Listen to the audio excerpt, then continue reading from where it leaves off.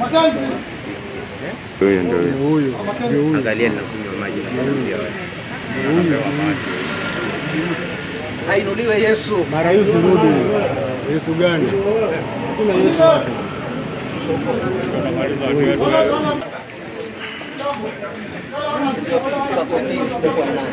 Tufanye hivyo wengine waingie. Sawa sawa. Kando kidogo. Anakipigana nacho mtifu. Na kitawaramba tu. Kitawaramba nikwambie. Kitawaramba. Kitawaramba.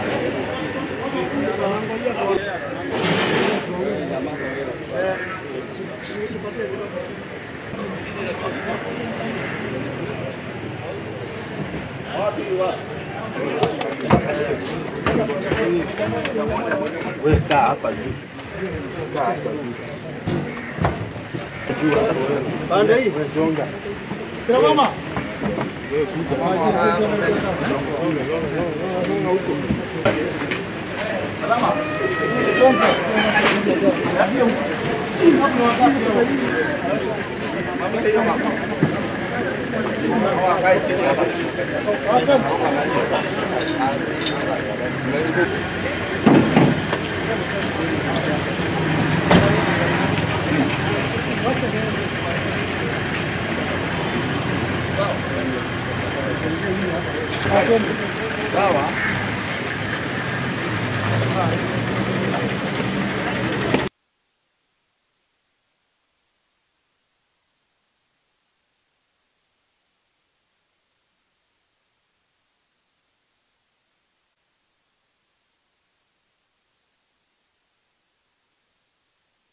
The state has been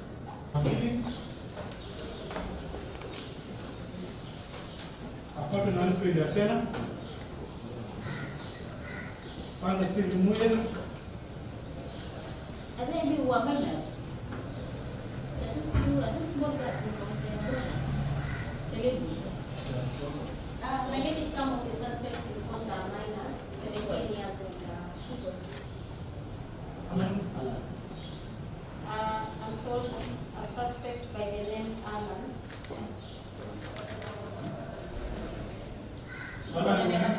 Alan Robico. Kuna miaka mingapi? Na wale wasema.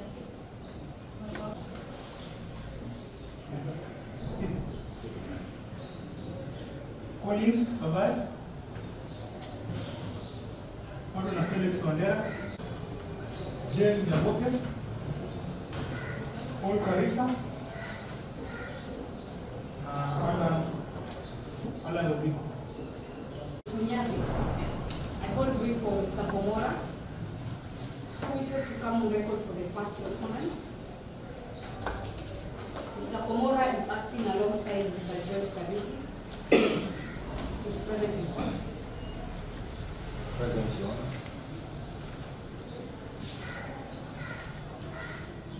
Allegation of not eating, Your Honor, has not been proven before this court. Any people who are said that they have died of starvation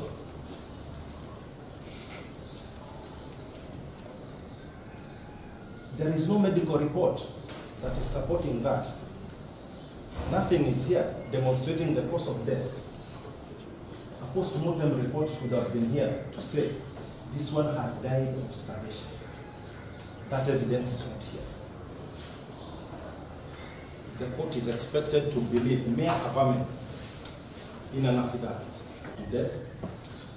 Your Honor, nothing has been demonstrated to show how he is connected with the starvation. Now the prosecution is speaking on behalf of someone medical report to prove the cause of death was starvation. We are saying now that there is no evidence that has linked him as the cause or having starved.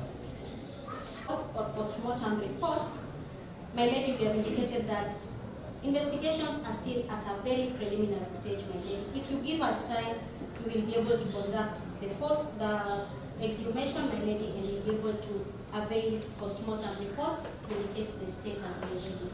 So the court has considered the application that has been brought by the sergeant and the lengthy submissions by both counsel for the prosecution, for the respondent, and also the respondents, for the first respondent and also for respondents number 2 to 14.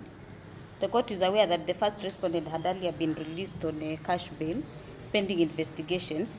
The IO has on oath stated, and I have looked at that affidavit, that further reports that touch on the issues that are being investigated have been made to the police.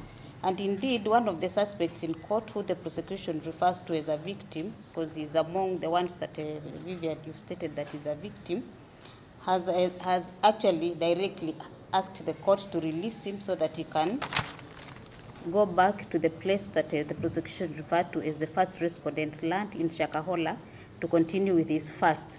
This outrightly confirms that the activities are still taking place at the said place, and unless the suspect, especially the first respondent, is held in custody, there is a likelihood of interference with the witnesses and a likelihood that more unlawful activities may take place. The suspects have not been charged yet. The matter is still at the investigation stage. So the court finds compelling reasons to allow police to continue holding the suspects that are before the court for more days until they complete investigations.